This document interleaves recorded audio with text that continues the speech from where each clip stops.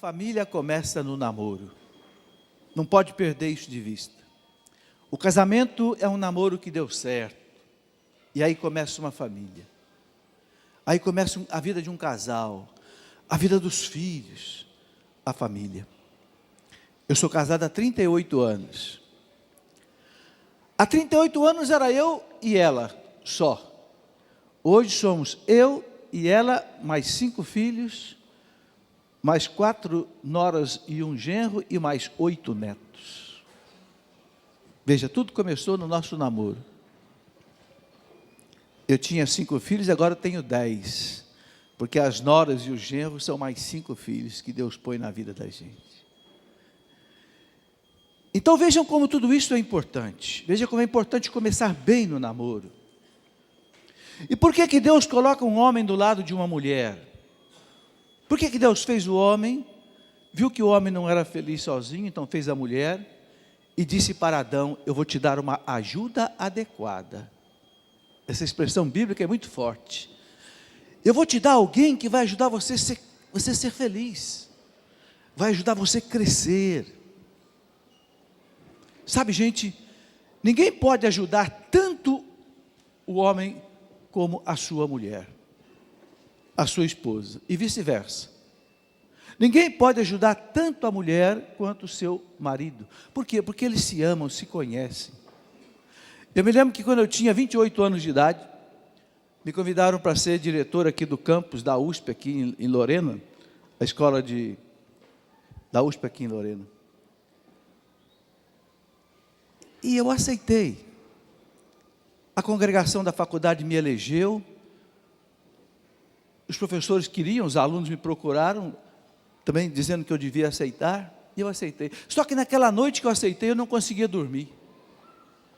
Porque a minha vida inteira tinha sido só uma vida de estudo, eu tinha feito mestrado, doutorado, eu nunca tinha administrado nada na minha vida. Eu entrei em pânico naquela noite, depois que saiu o decreto do governador do estado me nomeando diretor da instituição. Eu entrei em pânico, eu não conseguia dormir. E aí a minha mulher disse para mim assim, escuta, por que você não está conseguindo dormir?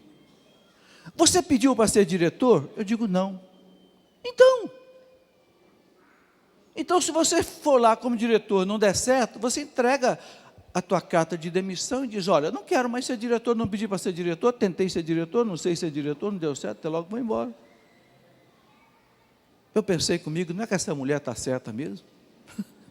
Virei para o lado e consegui dormir. Eu acho que naquela hora da madrugada, se eu tivesse conversado com um padre, com um psiquiatra, com um psicólogo, eu não conseguia dormir. Mas porque a minha mulher, a minha esposa, me deu paz, me deu tranquilidade, me deu suporte, eu descansei. Por isso que Deus diz, eu vou te dar uma ajuda adequada. Eu queria ler um trechinho para vocês, muito bonito, do Eclesiástico 26, para vocês verem como a mulher é importante na vida de um homem, e como também o homem é importante na vida de uma mulher. O Eclesiástico 26, ele diz assim, olha, feliz o homem que tem uma boa mulher, pois se duplicará o número dos seus anos. Duplicará o número, a mulher é capaz de prolongar a vida do homem, porque ela é uma ajuda adequada, que ajuda ele a ter paz e viver mais. E diz aqui o Eclesiástico, a mulher forte faz a alegria do seu marido, é verdade, e derramará paz nos anos de sua vida. É um bom quinhão, uma mulher bondosa, no quinhão daqueles que temem a Deus, daqueles que temem a Deus. Se você teme a Deus, Deus vai te dar esta ajuda adequada. Aí, muitas outras coisas, diz aqui, né? Ele diz lá para frente um pouco, no versículo 16, a graça de uma mulher cuidadosa rejubila seu marido, e seu bom comportamento revigora os seus ossos. É um dom de Deus, uma mulher sensata e silenciosa, e nada se compara a uma mulher bem educada. A mulher santa e honesta é uma graça inestimável. Não há peso para pesar o valor de uma alma casta. Assim como o sol que se levanta nas alturas de Deus, assim é a beleza de uma mulher honrada, ornamento de sua casa. Vejam que bonito, gente. Vejam o que uma mulher representa na vida de um homem: paz, vida longa, alegria. Entende? Mas tem uma coisa: o Eclesiástico diz também que uma mulher ruim é também a desgraça do marido. Olha o que diz aqui o Eclesiástico, no versículo 8. Mas uma mulher ciumenta é uma dor de coração e um luto. A língua de uma mulher ciumenta é um chicote que atinge todos os homens. Uma mulher maldosa é como jugo de bois desajustado. Quem a possui é como aquele que pega um escorpião. Vocês estão vendo? O que a Bíblia quer dizer para nós? O que Deus quer dizer para nós? Que a mulher pode ser a felicidade do homem, mas também pode ser a sua infelicidade. Uma mulher má, ele diz, é como aquele que pega na mão um escorpião. Deus me livre. A mulher boa, a mulher casta, a mulher santa, é a alegria do seu marido. Prolonga a sua vida. Tá? É bonito isso que o Espírito Santo nos ensina pela palavra de Deus. Então, gente, Deus coloca o homem e a mulher juntos para quê? Ele responde: crescei e multiplicai-vos. É para isso. Primeiro Deus diz: crescei. Crescei. Vocês não estão um do lado do outro apenas para se beijarem, se abraçarem, curtirem a vida a dois. Não. É um desígnio muito mais alto, é uma missão muito mais importante. Eu estou colocando você um do lado do outro para você fazer o outro crescer, ser melhor, ser mais santo, ser mais honesto, ser mais trabalhador, ser mais puro. E isso começa no namoro. Fazer o outro crescer começa no namoro. Todo relacionamento, meus irmãos, onde um não faz o outro crescer, é um relacionamento vazio. Por que tem casais que se cansam um do outro? Porque um já não é para o outro um fator de crescimento. Um enjoou do outro, caiu na rotina da monotonia da vida de casados, e um não conhece mais o outro, não mergulha mais dentro do outro, não sabe mais os seus problemas, não ajuda, não alavanca o outro nas dificuldades. Então a vida dos dois vai caindo numa mesmice, numa monotonia, que acaba abrindo espaço para brigas, separações e coisas desse tipo. A vida do casal, do namoro à morte, deve ser um tempo de crescimento para os dois. Eu vou dar um pequeno exemplo da minha vida. Me perdoe, é muito feio falar da vida da gente, né? Mas é a vida que a gente conhece, né? Quando eu comecei a namorar, há 42 anos atrás, já vai longe, eu sempre gostei de estudar.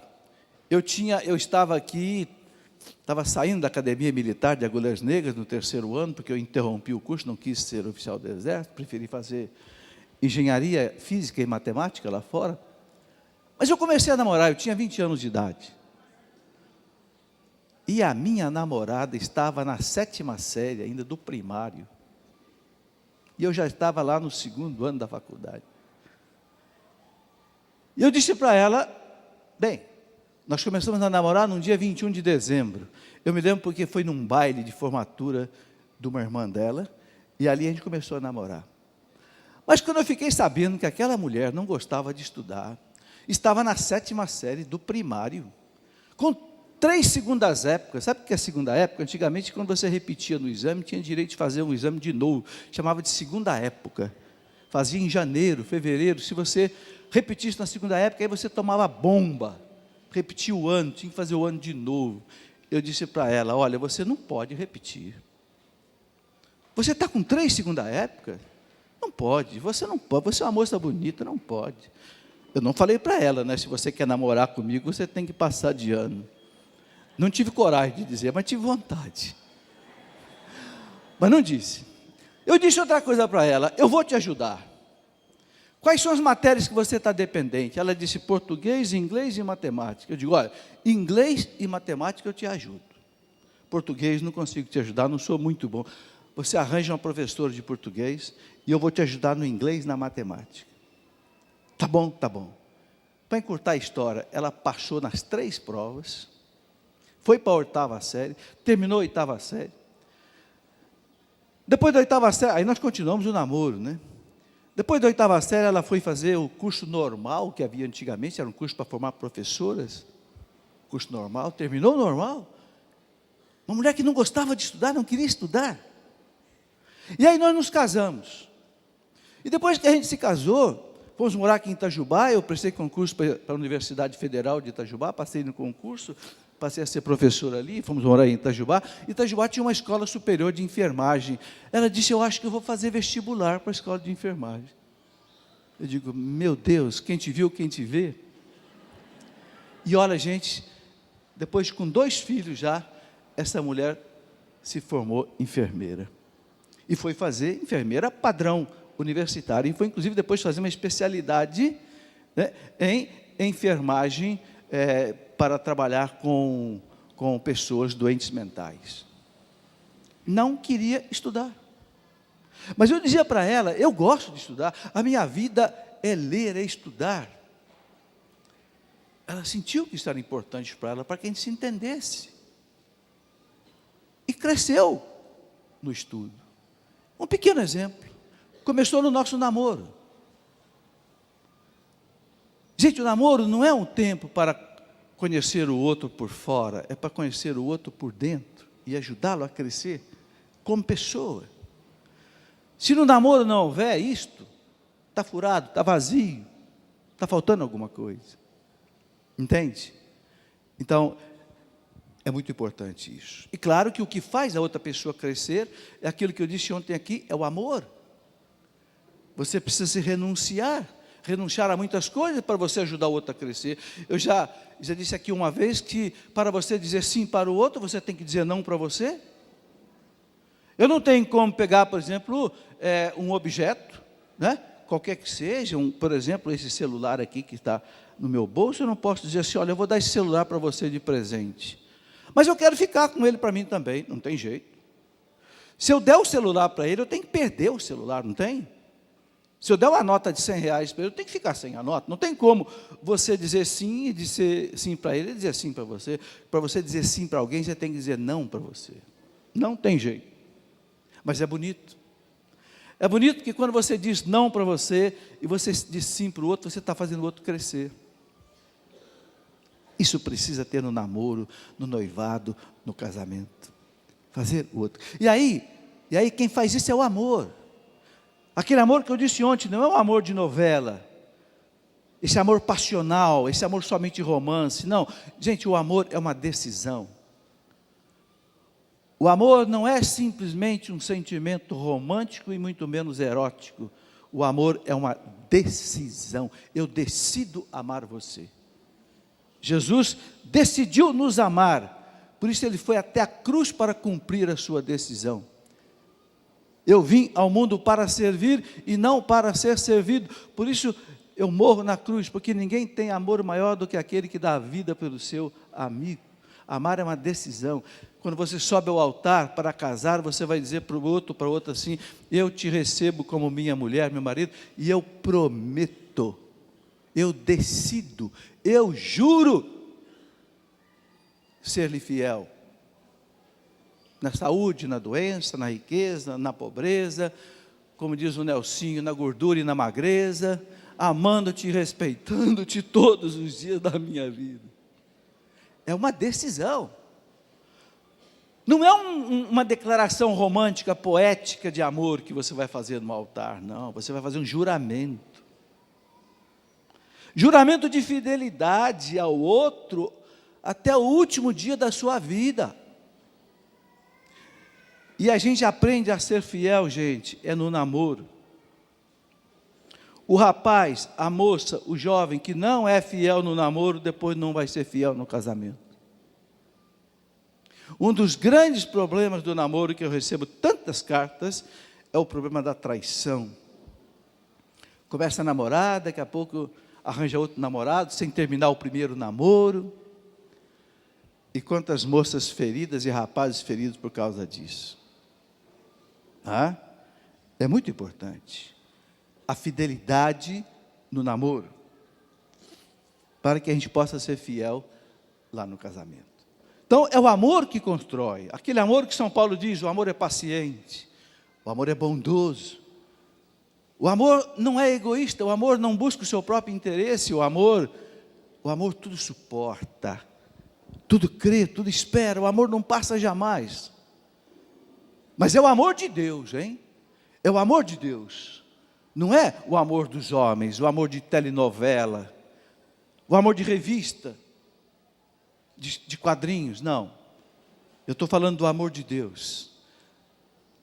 São Paulo compara o amor do marido e da mulher, do namorado, da namorada, ao amor do Cristo pela igreja. Maridos, amai as vossas esposas, como Cristo amou a igreja, como Cristo amou a igreja e se entregou por ela, São Paulo diz. Como é que o Cristo amou a igreja, se entregou por ela? Este é o amor, meus irmãos, que falta hoje nos casamentos, nos noivados e nos namoros. A gente sabe que um dos problemas que afeta tremendamente os jovens é exatamente este: a falta de fidelidade, a falta também da castidade no namoro. Eu quero falar um pouco sobre isso. Mas eu queria antes colocar mais um detalhe. Por que muita gente não é capaz de amar? Amar como Jesus amou. Tem a música do Padre Zezinho, né? Amar como Jesus amou. Por que muita gente não é capaz de amar? Por que muita gente é egoísta? O mundo fala de amor, mas o que o mundo ensina é puro egoísmo. I love you. Je t'aime. Mas na verdade ele está louco, é por causa do corpo dela, não é para fazê-la feliz. Isso não é amor, isso é egoísmo. Quando você pega o objeto amado nas suas mãos, com egoísmo, o amor morre na sua mão. Não pode, isso não é amor, é egoísmo. Porque amar é dar-se, dizia Michel Coar. Amar é dar-se, é renunciar-se. Mas por que muita gente não consegue se dar ao outro, dar seu tempo, dar seu carinho, dar seu sacrifício ao outro? Por quê? Porque não se possui. E aqui tem um aspecto muito interessante. Para você dar alguma coisa para alguém, você tem que ter posse daquilo. Para eu pegar esse celular aqui e eu poder dar esse celular para alguém, eu tenho que ter o celular tem que ser meu. Ninguém dá o que não tem. Por que muita gente não dá amor? Por que muita gente não se dá ao outro? Porque não se possui. Peraí, você está falando muito complicado, explica esse negócio melhor. Vou explicar. Eu tenho que me possuir.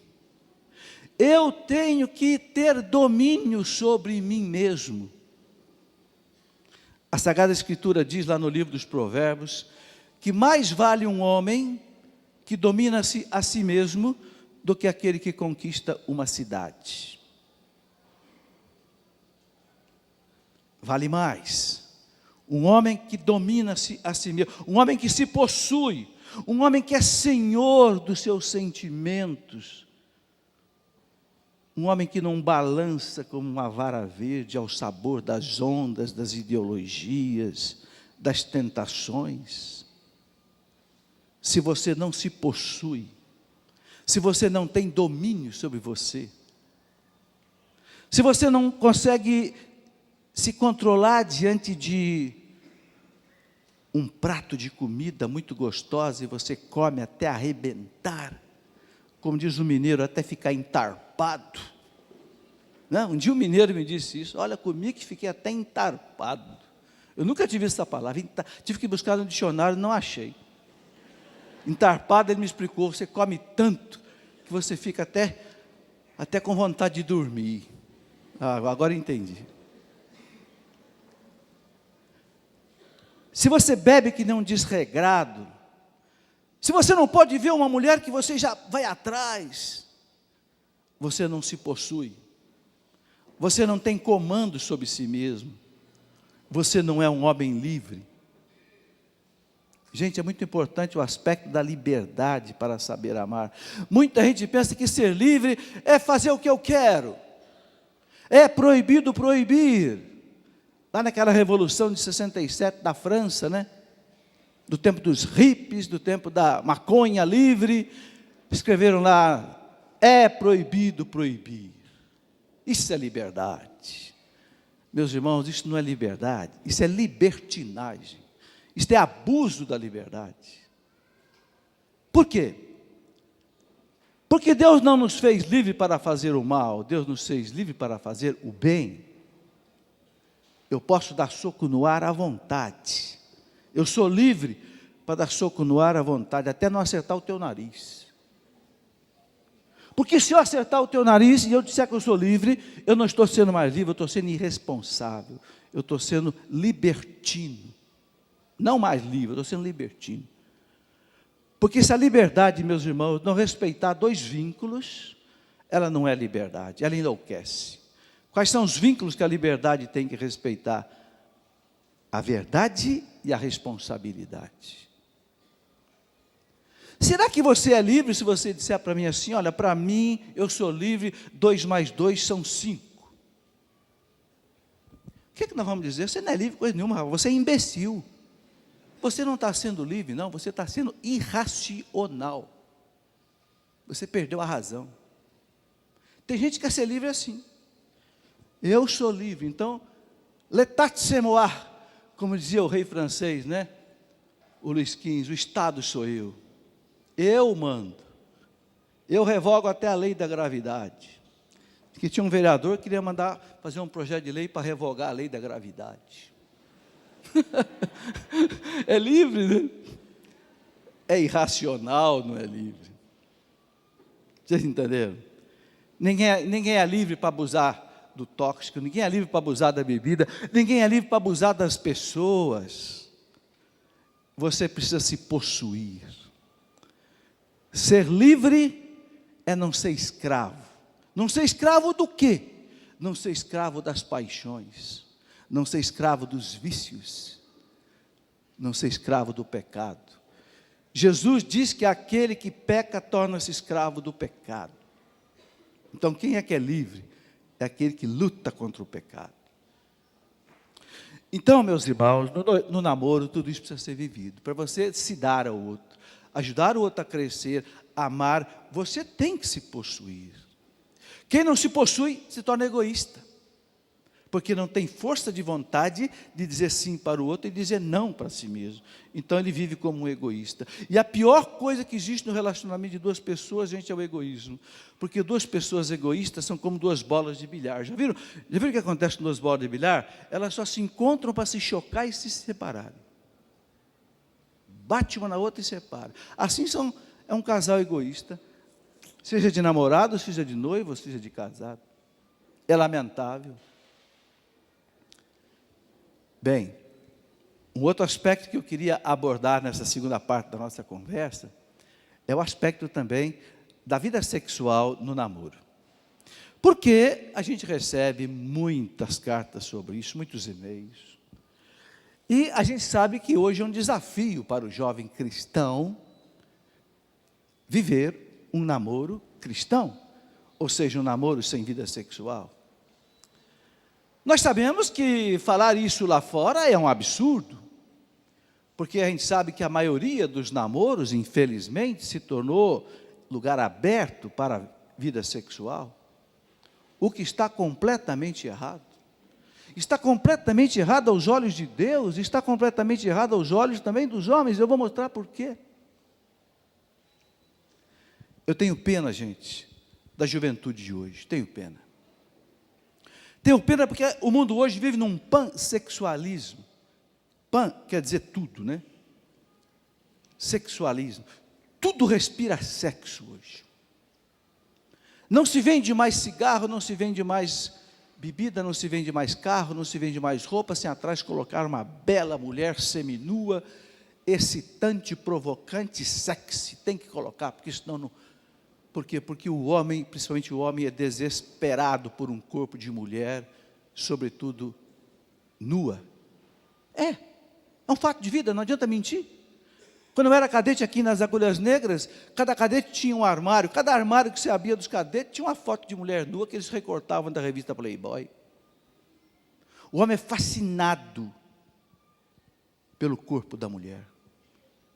Porque Deus fez a mulher maravilhosa, encantadora.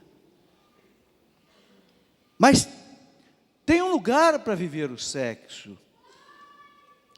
E é preciso entender isso. Isso que o mundo não entende, né? O lugar é o casamento. Ali o sexo ele é vivido de maneira abençoada, feliz, maravilhosa. Ninguém diga que o sexo não é maravilhoso. O sexo é maravilhoso. É por causa do sexo que eu tenho 5 filhos, 8 netos. Nenhum deles foi gerado na proveta, num tubo de ensaio gelado a menos 169 graus de temperatura, não.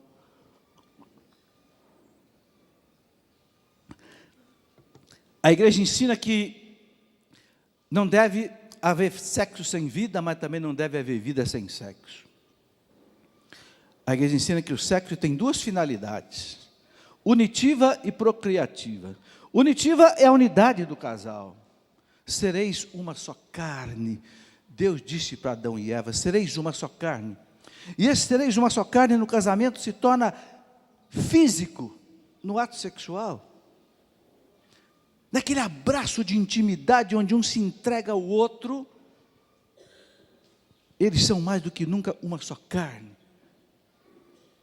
Mas antes, meus irmãos, é preciso unir as almas.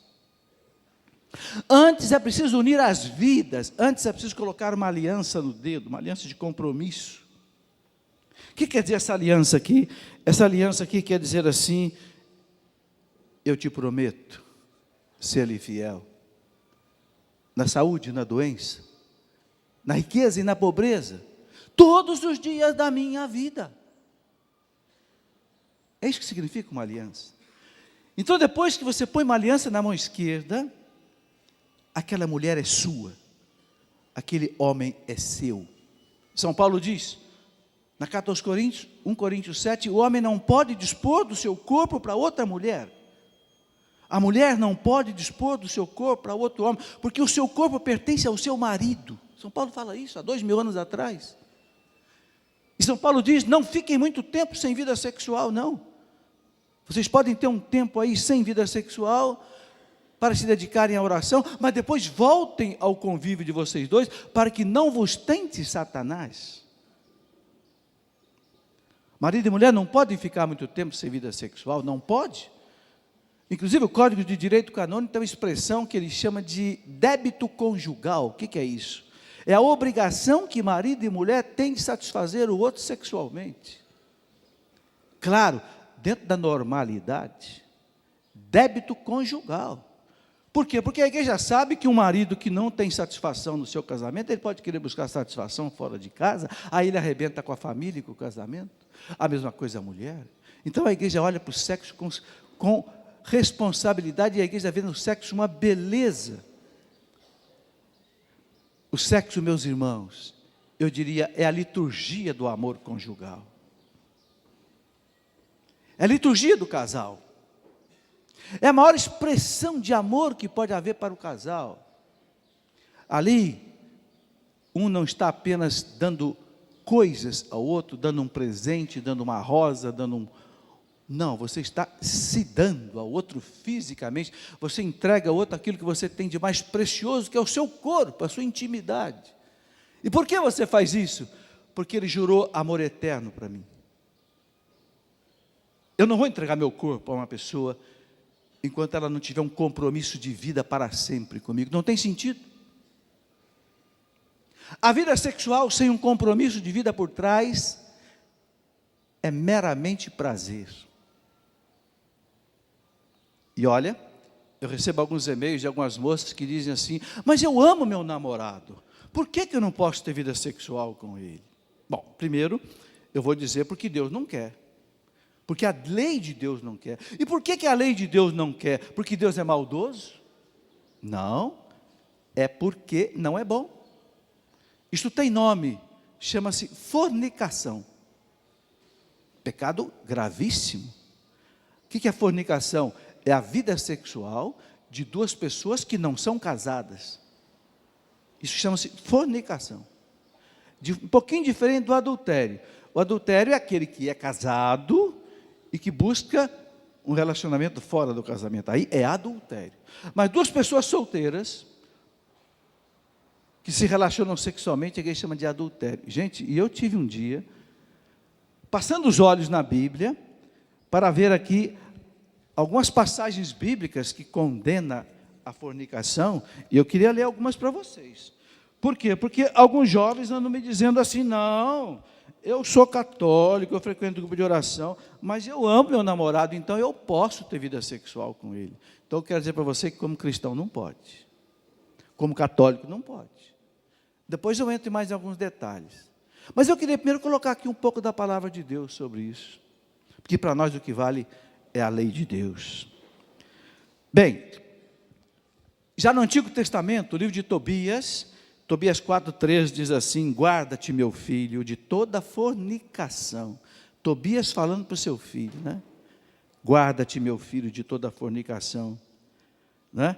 Não te autorize jamais um comércio criminoso com uma mulher. Eclesiástico 41, 21.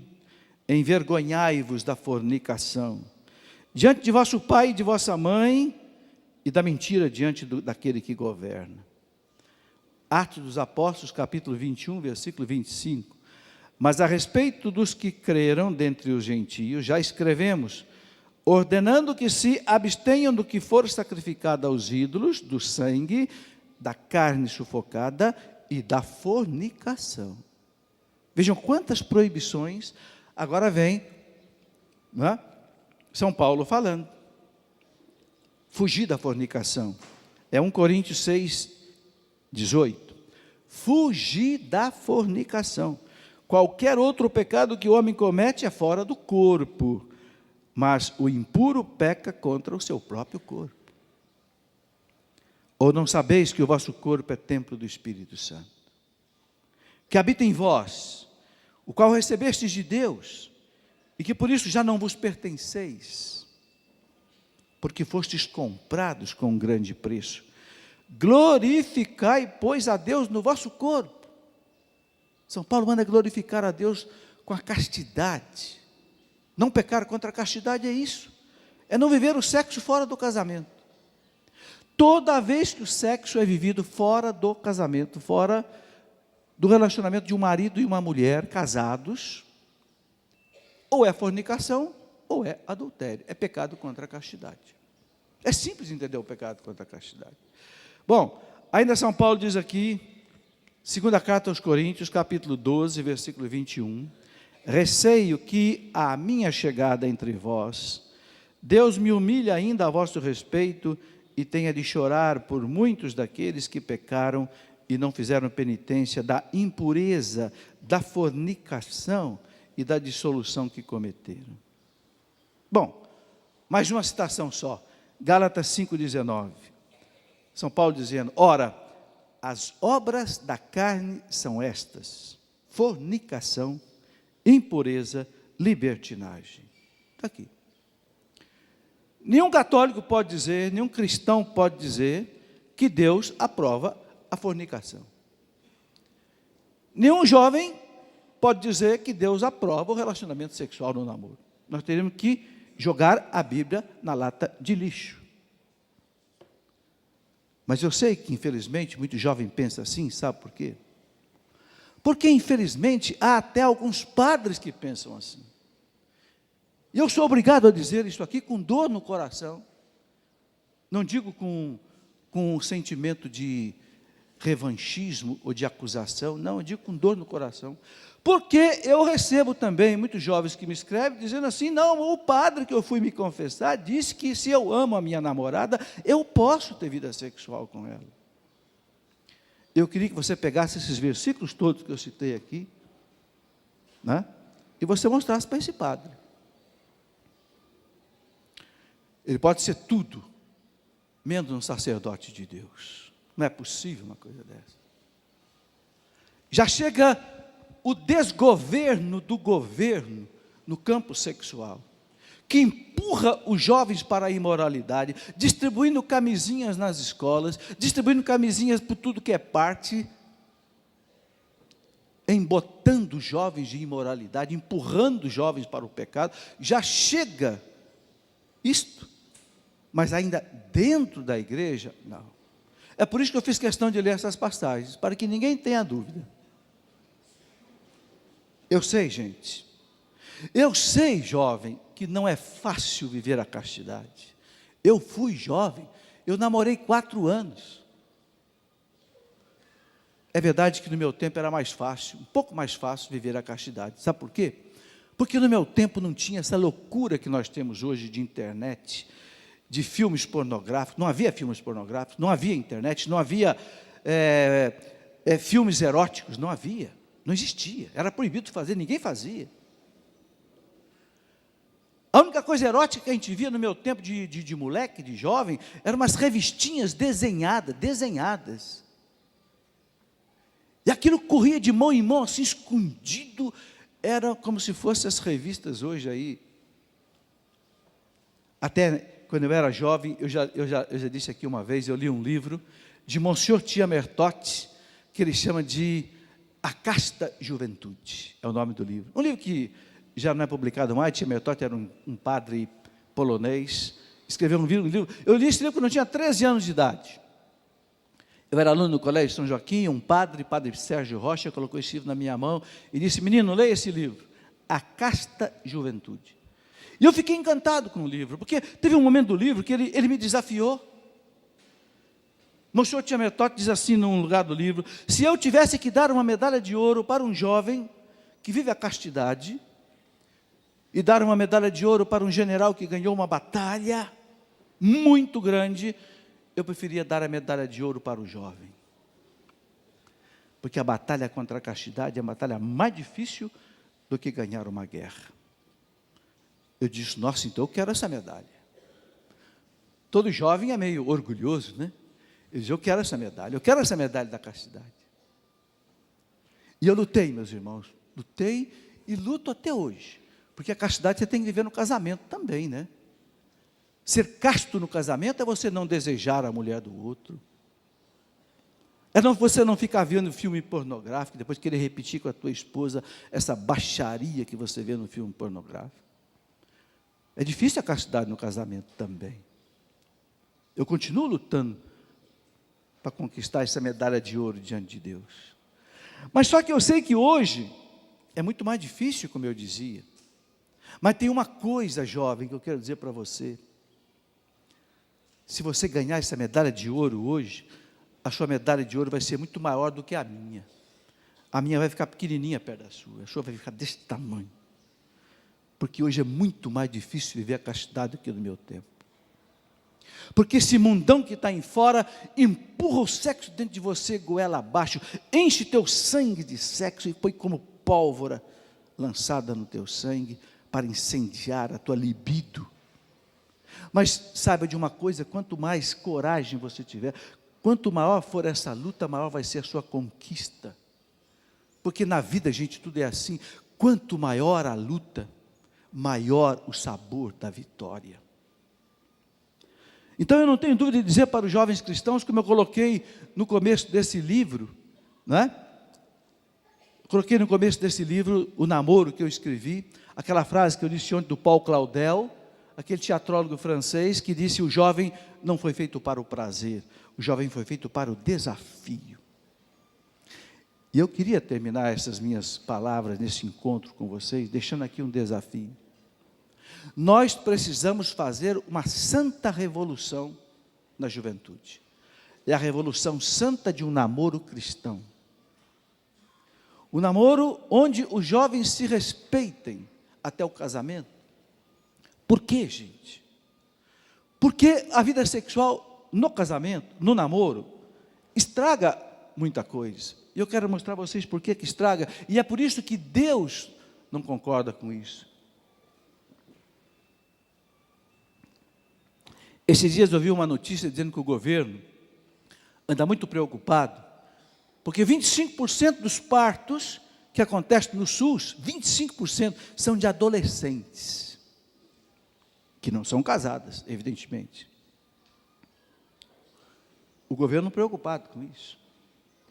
Ora, vamos pensar um pouquinho, gente, uma adolescente grávida, olha a desordem que isso significa. Essa menina tem que estar brincando ainda com boneca, não com uma criança nos braços. Essa menina, essa criança que nasceu, ou que foi gerada, essa criança tem direito a uma família, a um pai, a uma mãe, a um berço. E será que essa criança vai ter? Muitas vezes não tem. Quando o Papa João Paulo II esteve aqui no Brasil, a última vez em 1997, e o Papa se encontrou com jovens no Maracanã, o Papa João Paulo II disse assim: no Brasil, por causa do amor livre, na verdade é sexo livre, há milhares de crianças órfãs de pais vivos. Órfãos de pais vivos. Não é órfão porque o pai morreu. Não, é órfão porque o pai, covarde, gerou esse filho, abusou daquela menina e deu no pé. E quem é que paga a conta? É a criança. Ou que vai ser abortada, ou que vai ser criada sem o pai. Às vezes jogada na casa de alguém, ou fica aos cuidados da avó, do avô, ou às vezes vai para uma FEBEM, às vezes vai para um orfanato. É para isso que uma criança é colocada no mundo? Não é? E por que isso acontece? Porque o sexo é vivido fora do lugar. Porque quando o sexo é vivido no casamento, meus irmãos, não tem criança abandonada. Ou pelo menos não devia ter, porque ela tem um pai e tem uma mãe. E um pai e uma mãe de verdade não abandonam seu filho. Nem a vaca abandona seu bezerro. Nem a galinha abandona seu pintinho. Como é que um homem e uma mulher podem abandonar seu filho? Não pode. É um desnaturado se fizer isso. E além de tudo, vocês ainda veem quantas doenças venéreas. Não pense, gente, que acabaram as doenças venéreas, não. Não é só a AIDS, não. Está aí a sífilis, está aí a gonorreia, está aí o cancro, está aí muitas doenças venéreas. Até nos Estados Unidos da América, eles lutam contra as doenças venéreas. Por quê? Porque sexo fora do casamento. Ninguém pega o sexo no casamento. Ninguém pega a doença venérea no casamento. Eu tenho 38 anos de casado, não sei o que é a doença venérea, e nem minha esposa sabe. Por quê? Porque nós foi buscar nada fora. Vocês entenderam? Então, gente, quando a igreja pede para o jovem ser casto no casamento, a igreja está dizendo para o jovem: você está treinando a fidelidade, você está treinando aquele juramento de amor que você fez no altar. Gente, é muito fácil você amar uma menina de 22 anos. Quando eu me casei, eu tinha 22 anos, minha esposa tinha 22 anos, era a Miss Mundo. Se eu mostrar a foto dela para vocês, vocês vão ficar babando. Quando a gente casou, era uma deusa, parecia a Ateneia dos gregos. Eu babava por causa dela, por causa da beleza dela. E nós nos casamos. Mas e hoje? E hoje, 38 anos depois, há 4 anos que ela trata de um câncer. Há 4 anos. 3 vezes seguida ela teve que fazer processo de quimioterapia. Não tem mais cabelo. Inchada. Essa é a hora de eu amar essa mulher. Era muito fácil amar essa mulher quando ela tinha 22 anos de idade. Me dava prazer, me dava orgulho. Eu desfilava como uma deusa na rua. Mas é hoje que eu tenho que amar essa mulher. Na alegria e na tristeza, na saúde e na doença, na saúde e na doença. Hoje eu amo essa mulher mais do que eu amava com 22 anos. Sabe por quê? Porque essa mulher me deu 5 filhos. Mais 5 filhos que são os meus genros e a minha nora. 8 netos. Quando eu olho para trás, eu olho o que nós construímos juntos. Aí eu tenho mais vontade ainda de amar essa mulher. Eu tenho mais vontade de entregar a minha vida a ela do que quando ela tinha 22 anos de idade.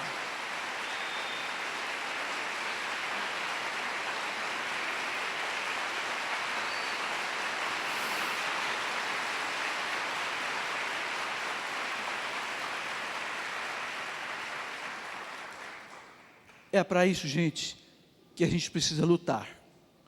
É para isso que a gente precisa, jovens, você exercitar a fidelidade, a castidade no seu namoro. Que aí você vai chegar ao teu casamento com esta fibra, com esta graça de Deus. Amém.